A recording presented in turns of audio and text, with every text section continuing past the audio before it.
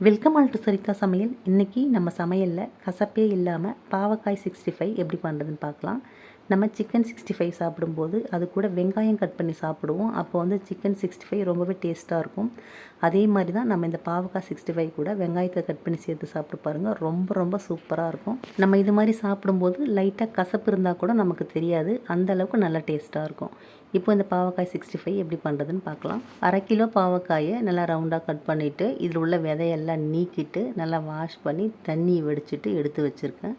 இப்போ இதில் நம்ம மசாலா பொருள் எல்லாம் சேர்த்துக்கலாம். காரத்துக்கு பார்த்திங்கன்னா 1 ஸ்பூன் மிளகாய்த்தூள் சேர்த்துக்கலாம். இது கூடவே 1/4 ஸ்பூன் மஞ்சள் தூள்.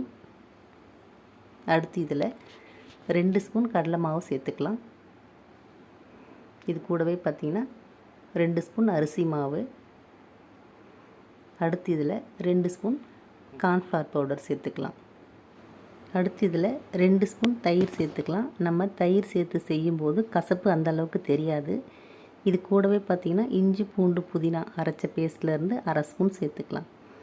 சேர்த்துட்டு இப்போது இதுக்கு தேவையான உப்பு சேர்த்து விட்டு இதை நல்லா கலந்து விட்டுக்கலாம்.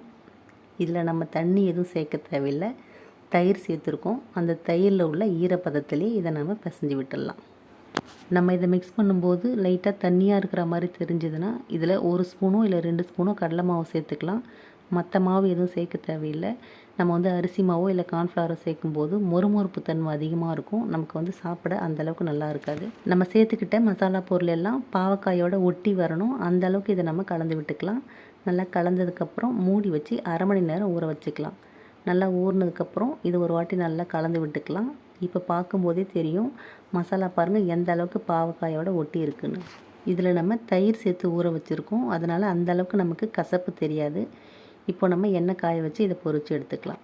ஒரு பேனில் எண்ணெய் சூடு பண்ணி நல்லா சூடானதுக்கப்புறம் இந்த பாவக்காயை சேர்த்து விட்டு அடுப்பை மீடியம் ஃப்ளேமில் வச்சுட்டு பொரித்து எடுத்துக்கலாம்.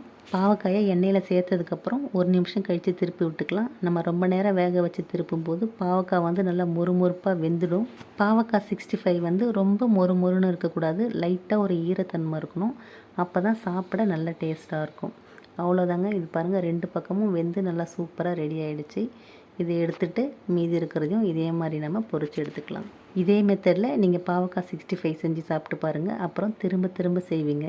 வீடியோ பிடிச்சிருந்தால் லைக் பண்ணி ஷேர் பண்ணி கமெண்ட் பண்ணுங்கள். என்னோடய மற்ற வீடியோஸ்லாம் பார்க்கணுன்னு நினச்சிங்கன்னா சரிதா சமையலுக்கு சப்ஸ்கிரைப் பண்ணுங்கள். தேங்க்யூ.